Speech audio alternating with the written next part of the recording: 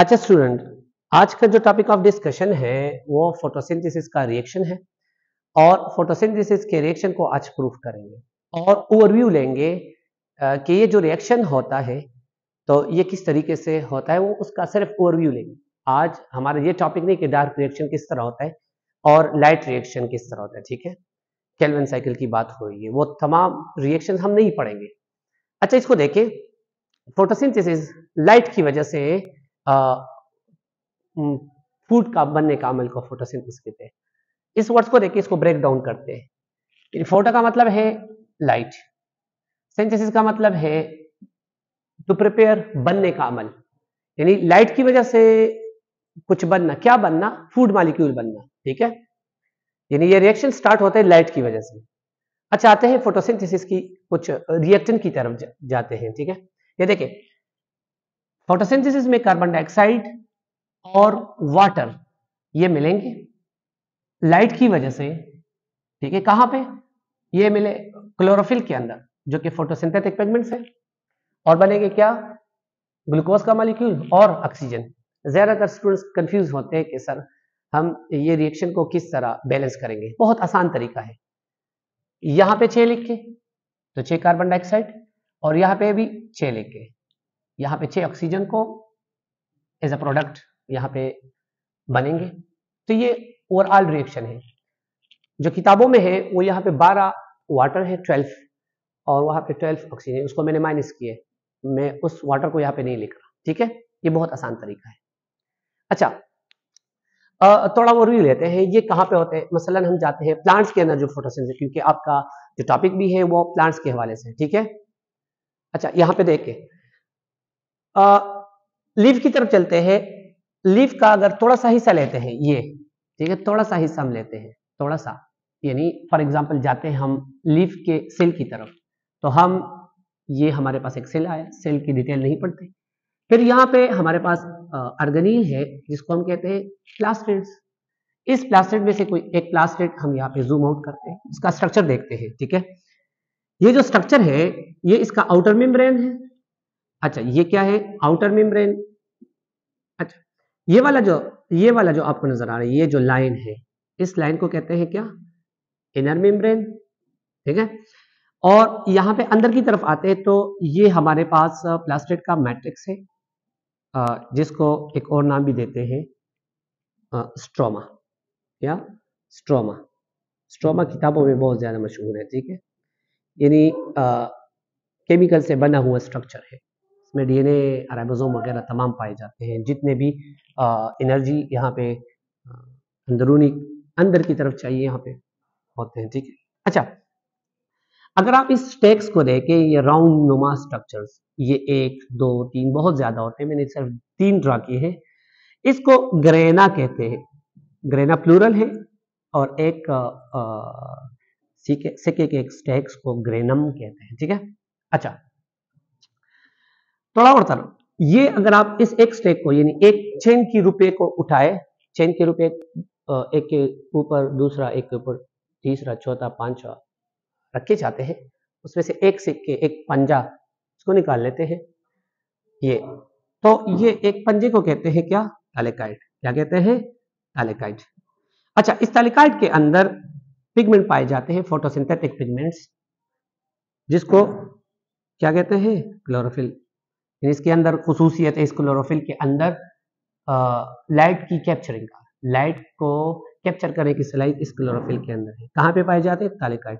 Chlorophyll के pigment, ये chlorophyll के पिगमेंट हो गए, क्लियर है।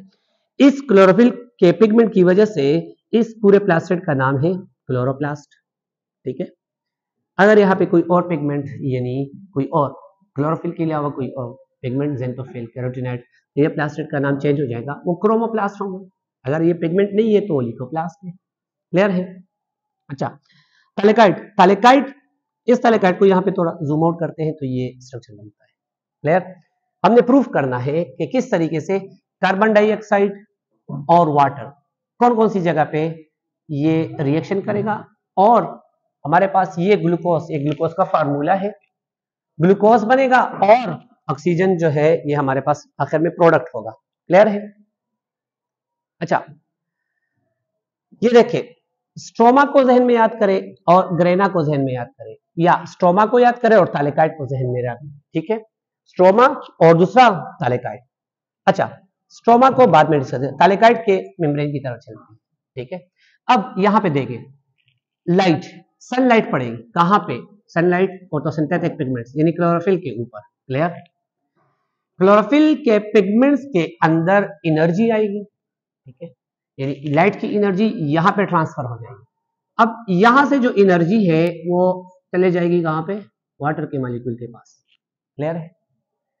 वाटर के मॉलिक्यूल एग्जॉस्ट हो जाएंगे, उसके पास एनर्जी है, और यहां से होता हुआ वाटर के मॉलिक्यूल कुछ को एंजाइम्स को अपनी एनर्जी देंगे, डायरेक्ट कार्बन डाइऑक्साइड को नहीं देंगे। ठीक है, अच्छा, तो फिर वहां से होता हुआ कार्बन डाइऑक्साइड के पास।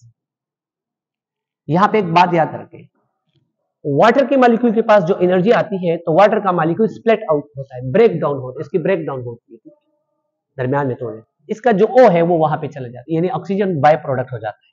क्लियर? और यहां का जो H मॉलिक्यूल है वो इसका हिस्सा हो जाता है। ठीक है, अच्छा, अब थोड़ा सा यहां पे डिस्कस करते हैं, थालेकाइड की तरफ दोबारा आ जाए। यहां पे लाइट पड़ी, ठीक है, लाइट की एनर्जी आ गई कहां पे? क्लोरोफिल के पिगमेंट्स के पास। फॉर एग्जांपल यहाँ पे क्लोरोफिल के पिगमेंट्स, और यहाँ पे वाटर है, पानी, वाटर को हमने इंटर कर दिया, रिएक्शन स्टार्ट हो गया।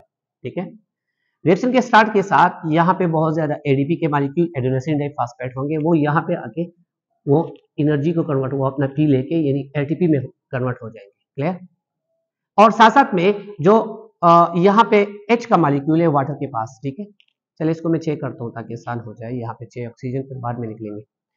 अच्छा, ये जो H का मॉलिक्यूल है वो किसका हिस्सा हो जाएगा? ये इसको एंजाइम्स NAD का, निकोटीनामाइड एडेनिन डाइन्यूक्लियोटाइड का न्यूक्लियोटाइड है, तो ये इसका हिस्सा, यानी NAD रिड्यूस होके, अच्छा हाँ बिल्कुल, रिड्यूस होके NADH में कन्वर्ट हो जाएगा। क्लियर? यानी H का मॉलिक्यूल इसका हिस्सा हो जाएगा, और O जो है यहाँ पे प्रोडक्ट बनेगा। ऑक्सीजन की बात कर रहा हूं, वाटर का मॉलिक्यूल इस्तेमाल हुआ यहाँ पे, ATP में कन्वर्ट हुआ, NADH में, और ऑक्सीजन यहाँ पे प्रोडक्ट हुआ, बना क्या है? ऑक्सीजन। क्लियर? फिर क्या हो जाएगा? यानी इस थालेकाइड से बाहर स्ट्रोमा की तरफ ये ATP के मॉलिक्यूल जाएंगे, और NADH के मॉलिक्यूल भी बाहर की तरफ, यानी स्ट्रोमा में खाली जगह पे गए। ठीक है, अच्छा, फिर क्या होगा? फिर ये जो कार्बन डाइऑक्साइड है, ये कार्बन डाइऑक्साइड यहाँ पे रिएक्शन स्टार्ट करेगा। क्लियर है? Reaction, carbon dioxide reaction start करेगा, कार्बन डाइऑक्साइड यहाँ पे कार्बन फिक्सेशन करेगा, वो पूरा प्रोसेस है, तो नहीं पढ़ते। अच्छा, कार्बन डाइऑक्साइड यहाँ पे इस्तेमाल होगा, ये एटीपी की एनर्जी कार्बन डाइऑक्साइड इस्तेमाल करेगा। ठीक है, और वापस एडीपी में कन्वर्ट हो जाएगा, यानी एटीपी वापस एडीपी में, यहाँ फिर से यहाँ पे रिएक्शन में, और NADH यहाँ पे इस्तेमाल होगा, और NADH वापस NAD में। क्लियर है? और ये जो यहाँ पे सर्कल करेगा, तो यहाँ पर ये जो H है ये इस कार्बन डाइऑक्साइड का हिस्सा हो जाएगा, कार्बन, हाइड्रोजन और ऑक्सीजन का। यानी इसको देखिए, कार्बन, हाइड्रोजन और ऑक्सीजन का, और यहाँ पे मॉलिक्यूल बनेगा किसका? यही हमारे पास ओरिजिनल फूड मॉलिक्यूल है, यही फोटोसिंथेसिस, यही प्रिपेयर द फूड, वो फूड है जो प्लांट इस्तेमाल करता है। क्लियर? ये एटीपी जो एडीपी में कन्वर्ट है वो दोबारा से इस रिएक्शन का हिस्सा हो जाएगी। NADH वापस NAD में कन्वर्ट हुआ था, वो वापस इस तरह, ये रिएक्शन यहां से होता हुआ यहाँ पर, और यहाँ से इधर। बाय प्रोडक्ट हमारे पास क्या आया? ऑक्सीजन। यानी वाटर की मॉलिक्यूल के ब्रेकडाउन से ऑक्सीजन मिलता है, कार्बन डाइऑक्साइड की ब्रेकडाउन से हमें ग्लूकोज का मॉलिक्यूल मिलता है। क्लियर है? समझ आ रहे हैं ना? अच्छा, इसमें और भी तफसील है, वो तफसील फिर बाद में पढ़ेंगे। अच्छा, एक और वजाहत कर तो आखिरी बात फिर जोड़ लेते हैं। बहुत से स्टूडेंट्स लाइट रिएक्शन और डार्क रिएक्शन की बात करते हैं। अच्छा, यहाँ पे जो रिएक्शन हुआ, जहां पे वाटर की ब्रेकडाउन हुई थी और ऑक्सीजन यहाँ पे रिलीज हुआ था, इस रिएक्शन में लाइट इस्तेमाल हुआ था, यूज इट, लाइट जहां पे इस्तेमाल होता है उस रिएक्शन को कहते हैं लाइट रिएक्शन।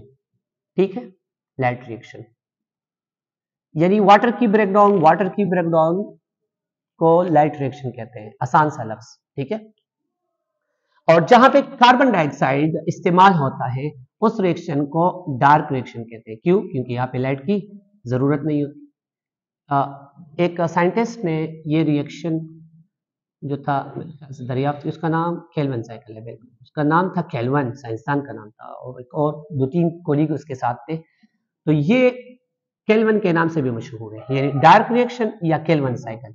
अब देखिए डार्क और केल्विन रिएक्शन जो है खाली जगह पे यानी इस स्ट्रोमा में होता है, तो ये एमसीक्यूज आ सकता है डार्क और केल्विन। और लाइट रिएक्शन यहाँ थैलेकाइड यानी थैलेकाइड ग्रेना के अंदर, तो ये 1-2 एमसीक्यूज बन सकते हैं। क्लियर है? तो आज के लिए इतना काफी है, ठीक है, फिर इसकी डिस्कशन और भी करेंगे, ठीक है। Thank you class.